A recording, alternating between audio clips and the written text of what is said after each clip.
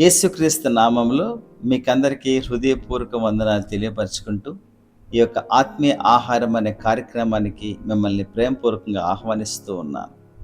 మీరందరూ ప్రతిరోజు కూడా ఈ యొక్క ఎపిసోడ్ని వింటూ మీరు బలపరచబడుతూ ఉన్నారని నేను భావిస్తూ ఉన్నాను. మరొక చిన్న మనవి ఏమిటనంటే, వాక్యము చదువుకోకుండా, ప్రార్థన చేసుకోకుండా, ఓన్లీ ఈ యొక్క కార్యక్రమం పైన ఆధారపడుతున్నామనంటే మాత్రం అది భావ్యము కాదు. అలా చేయకండి దయచేసి. మీరు ఉదయం లేచినప్పుడు వాక్యాన్ని చదవండి, ప్రార్థన చేయండి. తర్వాత ప్రోత్సాహకరంగా ఈ మాటలు వినవలసింది నేను మనవి చేస్తున్నాను. This is not substitute for God's word. ఇది దేవుని యొక్క వాక్యానికి ప్రత్యామ్నాయం కాదు. మనం చూస్తే యోహాను సువార్త 1వ అధ్యాయం 1వ వచనంలో, ఆదియందు వాక్యముండెను, వాక్యము దేవుని యొద్ద ఉండెను, వాక్యము దేవుడై ఉండెను. ప్రియ సోదరి సోదరుడా, వాక్యాన్ని ఎందుకు నిర్లక్ష్యం చేస్తూ ఉన్నాం?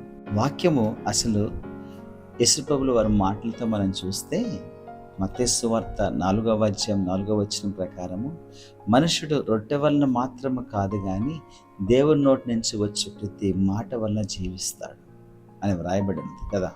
ఆయనే చెప్పాడు. ఆలోచన చేయండి. మరి ఆ మాటని మనం ధిక్కరించి పక్కన పెట్టిస్తే ఎలాగా? దేవుని యొక్క వాక్యము ప్రతిరోజు నిజంగా జీవించాలనుకుంటే, నువ్వు జీవము కలిగి ముందుకు సాగిపోవాలంటే, నీలో జీవం గల వాక్యము నింపబడాలి. జీవం గల వాక్యం నింపబడకపోతే చాలా కష్టం. ఒక ఉదాంతం చెప్పన, ఒక దెయ్యాన్ని వెళ్ళగొట్టాడంట కదా యేసుప్రభు. మనకు తెలుసు వాక్యంలో. వెళ్ళగొట్టిన తర్వాత అది వెళ్ళిపోయిన తర్వాత అటు ఇటు బాగా తిరిగిందంట. మొత్తము తిరిగితే ఎక్కడా కూడా చోటు దొరకలేదంట. మరలా ఎక్కడి నుంచి అయితే వచ్చానో ఆ దెయ్యం పట్టిన వ్యక్తికి మళ్ళా ఆ వ్యక్తి దగ్గరికి వెళ్ళి చూస్తానని చెప్పి వెళితే ఖాళీగా శుభ్రంగా ఉందంట. అప్పుడు ఏం చేసింది? మరి 7 దెయ్యాలను తీసుకొచ్చేసి చక్కగా ఉన్నాయంట. కారణం ఏమిటి? నింపుకోలేదు కదా. ఆ వ్యక్తి ఖాళీ చేయబడ్డాడే కానీ నింపుకోలేదు. ప్రియ సోదరి సోదరుడా, దేవుని యొక్క వాక్యంతో నువ్వు నింపబడాలి. దేవుని యొక్క ఆత్మతో నువ్వు నింపబడాలి. దేవుని యొక్క వాక్యము, దేవుని యొక్క ఆత్మతో నింపబడితే ఇంకా ఖాళీ ఎక్కడ దొరుకుతుంది చెప్పండి? ఏది రావడానికి అవకాశం ఉండదు. అంతేకాకుండా దేవుని యొక్క వాక్యము మనకు ఒక దీపములాగా ఉంటుంది. 119వ కీర్తన 105వ వచనంలో దేవుని యొక్క వాక్యము మన పాదములకు దీపమని వ్రాయబడి ఉంటున్నది. It's a light. నువ్వు వెళ్ళేటువంటి ప్రతి మార్గంలో నువ్వు చక్కగా వెళుతున్నావో లేదో ఈ యొక్క వెలుగు చూపిస్తుంది. దేవుని యొక్క వాక్యము వెలుగై ఉన్నదన్న సంగతి జ్ఞాపకం చేసుకోవాలి.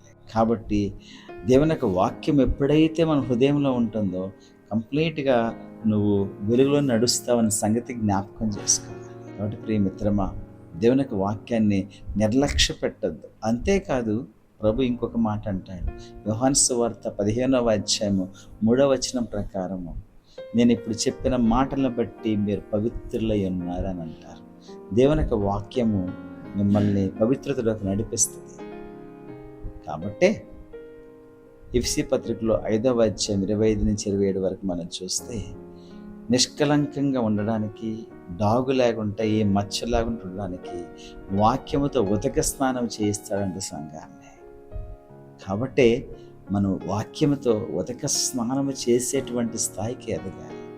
ఏదో అలవాటు ప్రకారం చదువుకోవడం కాదు, స్నానము చేసేటువంటి విధంగా, అంటే పరిశుభ్రపరచుకోవడానికి దేవుని యొక్క వాక్యాన్ని చదివేటువంటి వ్యక్తిగా ఉండాలి. కాబట్టి జ్ఞాపకం చేసుకో, దేవుని యొక్క వాక్యము మనకు జీవమిస్తుంది. దేవుని యొక్క వాక్యము మనకు వెలుగునిస్తుంది. దేవుని యొక్క వాక్యము మన పవిత్రతలోకి నడిపిస్తుంది. ఈ 3 మనం కలిగి ఉంటే ఎంత బాగుంటుంది. కాబట్టి ప్రియమిత్రమా, ఒక్కసారి ఇంకా అసలు చదువుకోకుండా ఉన్నట్లు దేవుని యొక్క వాక్యాన్ని పక్కన పెట్టేసిన వ్యక్తివైతే మరొకసారి నిర్ణయం తీసుకుంటావా? ఈ ఉదయకాలము ఈ నిర్ణయం తీసుకోవాల్సిన మనవి చేస్తూ ఉన్నాం. ఒక్క పూటే కాదండి, జ్ఞాపకం చేసుకో.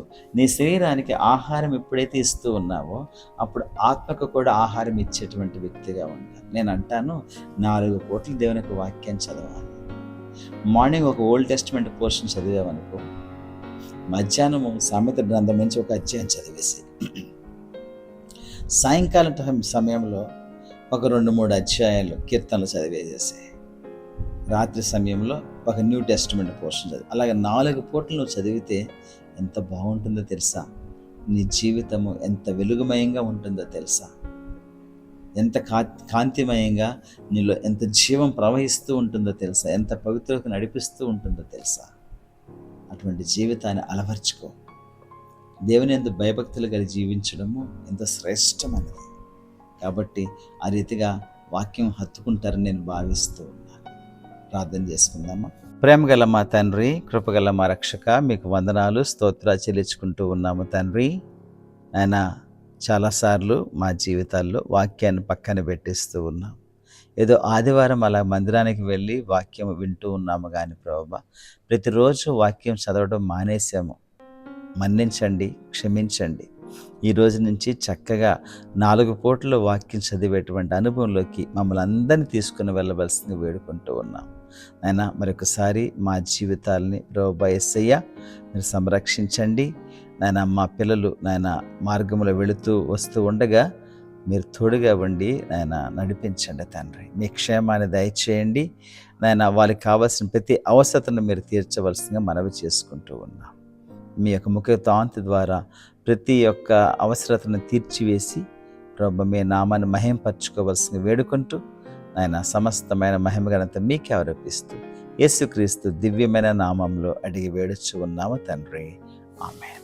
ప్రియ సోదరి సోదరుడా, ఈ యొక్క చక్కటి ఆత్మీయ ఆహారం అనే యొక్క కార్యక్రమాన్ని మీరు వీక్షించి మీరు బలపడుచున్నారని నేను భావిస్తూ ఉన్నాను. ప్లీజ్ ఒక్కసారి మరలా మీరు షేర్ చేయండి వేరే వాళ్ళకి.